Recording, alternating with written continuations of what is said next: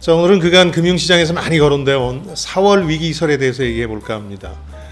4월 증시 약세의 주범이죠. 물론 미국 쪽에서 조기 금리나 기대감이 잦아든 것도 한 원인이긴 하지만 내부 요인으로는 이 4월 위기설을 꼽을 수 있겠죠.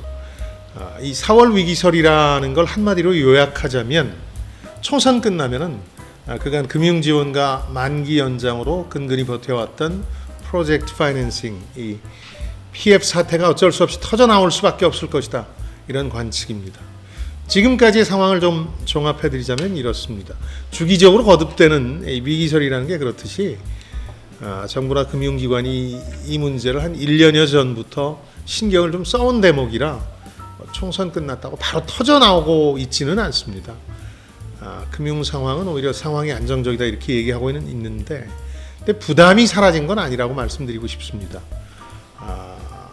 결론은 4월 위기설은 갑작스럽게 터지거나 할 성질은 아니지만 지속되는 고금리와 함께 1년여 우리를 짓누를 금융불안 요소다.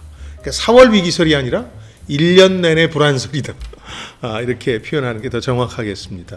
일단 금융권 가운데는 PF 대출 잔액하고 연체율 기준으로 보자면 저축은행, 캐피탈, 증권사 이 세 분야가 가장 우려스럽습니다. 저축은행은 10조 가까운 잔액에 5% 연체율을 넘기고 있는 상황이고 캐피탈은 25조 원 가까운 잔액에다가 5%에 가까운 연체율을 보이고 있습니다. 증권사는 8조 원 가까운 잔액에 13%의 연체율을 보이고 있습니다. 은행이야 잔액이 40조 원이 넘습니다만 아직 연체율이 1%를 넘어서질 않고 있어서 우려할 정도는 아닙니다. 다만 이 통계, 제가 말씀드린 통계가 지난해 말 기준이라는 점 때문에 좀 더 악화됐을 가능성은 있습니다. 여기에 이 총선 전 금융당국이 압박을 하는 상황이었기 때문에 현장에서는 상황이 나쁜데도 만기만 연장해 주는 식으로 대처를 해왔다 이런 제보들이 많거든요. 그러니까 실제로는 연체인데 연체가 아닌 것으로 만들어 왔다. 그러니까 실제 상황이 훨씬 더 나쁠 수 있다. 이건 염두에 둬야 되겠습니다. 다만 이미 상당수 금융사들에서 이 대손 충당금을 쌓아왔습니다. 물론 이것도 일부 저축은행이나 캐피탈 이 중소형 증권사에서는 대손 충당금 범위를 연체 금액이 넘어서고 있다. 이런 얘기도 나오고는 있는데 캐피탈 같은 경우는 또 본사 낀 경우가 많아서 추후에 추가 적립 등이 예상되고 있습니다.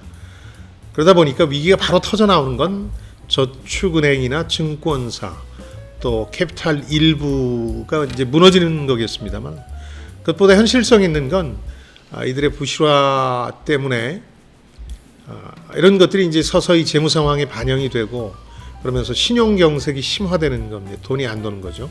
그런 상황에서 부동산 경기라는 게 당분간 나아질 수는 없는 여건이다 보니까 일부 건설사 부도로 악순환이 거듭되는 게 최악의 시나리오겠죠.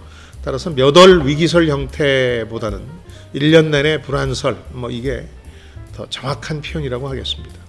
정부의 대처 방식은 프로젝트 파이낸싱 재구조화라는 겁니다. 그리고 미분양 관리 지역을 지정해서 관리하는 겁니다. 건설 현장에 옥석을 가려서 도저히 여기는 안 될 것 같다 싶은 데가 있으면 가능한 방식으로 주체들을 아예 바꾸겠다는 겁니다. 또 미분양 관리 지역은 미분양이 전체 분양의 2%를 넘는 지역의 경우에 따로 지정을 해서 들여다보겠다 이런 얘기인데 이런 정책들이 시행되면서 강남 같은 데서 재구조화가 진행되는 곳들이 나타났습니다. 물론 소규모 단지입니다만 대치동 같은 데서 이 신탁공매 처분이 등장하죠. 그러니까 프로젝트 파이낸싱 PF를 못 갚는 채무자 대신에 신탁회사가 개입해서 공매로 매각하는 형태였죠.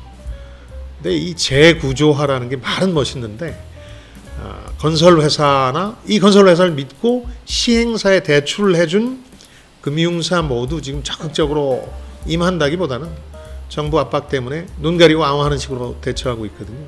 그래서 불안 요소가 쉽사리 해소될 것 같지는 않다는 겁니다. 자, 오늘의 결론. 4월 위기설이 암시하는 것처럼 폭탄 터지듯 PF 위기가 터지지는 않는다. 하지만 늘 폭탄을 안고 사는 것처럼 불안하다. 이게 부동산 호황 당시에 누적된 문제라서 당장 해소하기도 좀 어렵습니다. 올해 우리 금융시장과 증시의 발목을 잡는 요인이 계속해서 되지 않을까, 이렇게 결론 내리겠습니다. 지금까지 김방희였습니다. 저는 여러분들의 성공을 응원합니다.